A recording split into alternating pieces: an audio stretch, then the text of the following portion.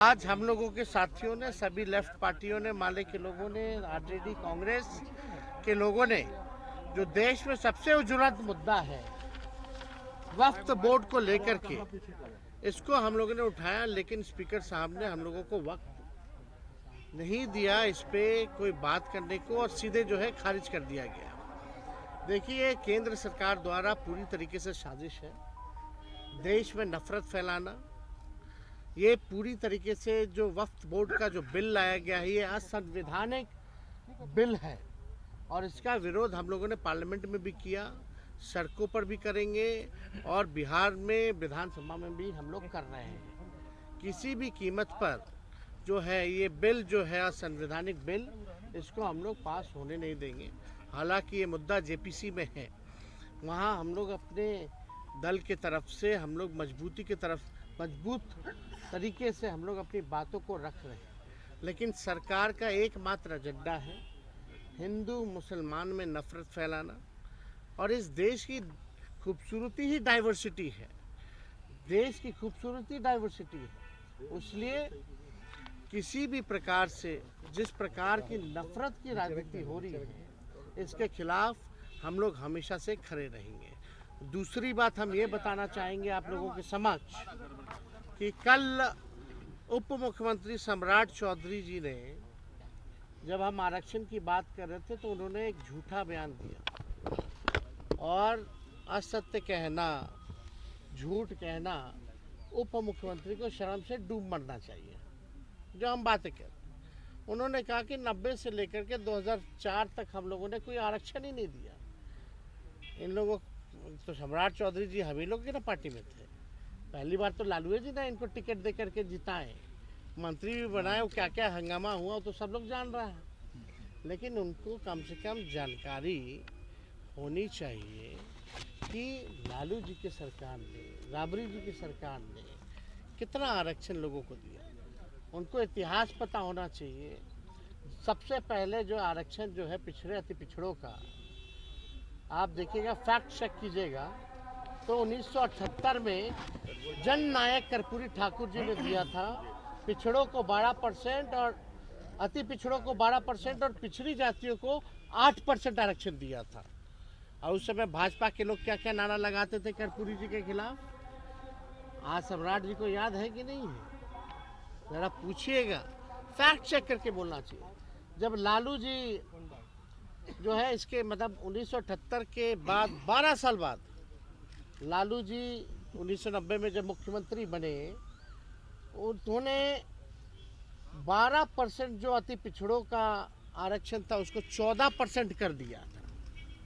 और ठीक उसके 10 साल बाद, यानी 90 से 2000 में, जब राबड़ी देवी जी प्रथम महिला मुख्यमंत्री जब मुख्यमंत्री बनी, झारखंड जब अलग हुआ, तो आप देखिएगा आरक्षण जो 14% जो अति पिछड़ों का था उसको बढ़ा करके 18% जो है करने का काम किया।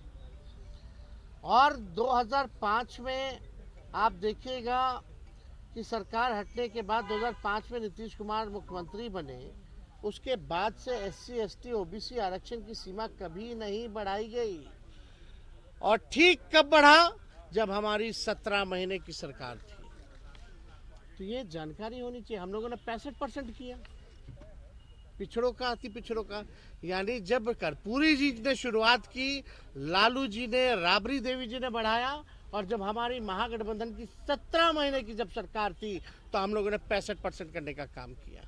लोग कहते हैं पंचायती राज वाला, तो पंचायती राज वाला तो प्रस्ताव हम ही लोगों की सरकार ने, राबड़ी देवी जी की सरकार ने बनाया था, कोर्ट में फंसा हुआ था, बाद में कोर्ट से निरस्त हुआ तो मुख्यमंत्री जी ने लागू किया, जो पंचायतों में जो अति पिछड़ों का आरक्षण था। और सच्चाई जान जानी चाहिए, आज जिसके दम पर राजनीति में है सम्राट चौधरी, मंडल कमीशन लागू कराने में लालू जी का योगदान नहीं भूलना चाहिए। लालू जी के चक्कर में BP सिंह जी को गाली खाना पड़ा, यह जानना चाहिए इतिहास।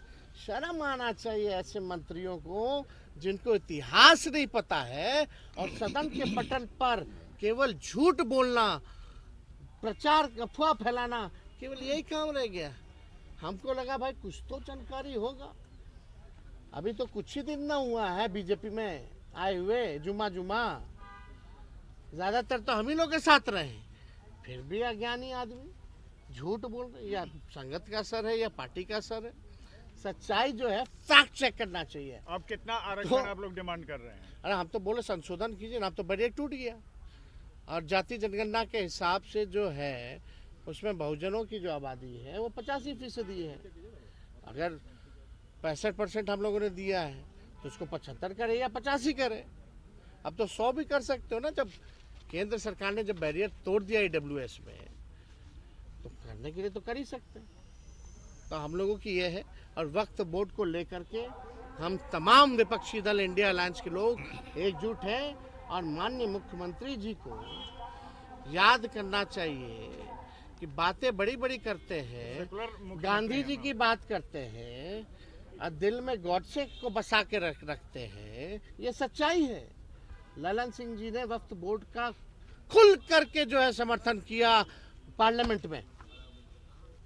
और इतना बड़ा मसला है, मुख्यमंत्री एकदम चुप्पी साध रखे। अब आएंगे भी तो बोलेंगे तो कोई विश्वास तो करेगा नहीं। कथनी और करनी में अंतर होता है ना। पार्लियामेंट में तो वहां सपोर्ट कर दिया गया। अभी भी वक्त है नीतीश कुमार जी के पास कि किसी भी प्रकार से, अगर आप संविधान में विश्वास करते हैं मुख्यमंत्री जी, आप गांधी जी के विचारधारा में विश्वास करते हैं, तो किसी भी कीमत पे इस बिल का आप समर्थन मत कीजिए। हालांकि आपके नेताओं ने आपके निर्देश पे पार्लियामेंट में इसका समर्थन किया है। न्यूज नेशन अब व्हाट्सएप पर खबरों के ताजा अपडेट के लिए न्यूज नेशन के इस QR कोड को स्कैन करें